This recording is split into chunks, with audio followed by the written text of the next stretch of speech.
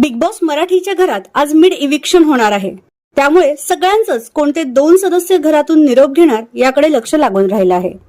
आज संध्याकाळी 6 वाजेपर्यंत प्रेक्षकांना आपल्या आवडत्या सदस्यांना वोट करता येईल.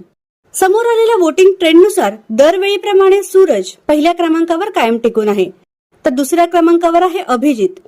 त्यामुळे निकी बरोबर सूरज आणि अभिजित हे टॉप 5 मध्ये असणार हे कन्फर्म आहे.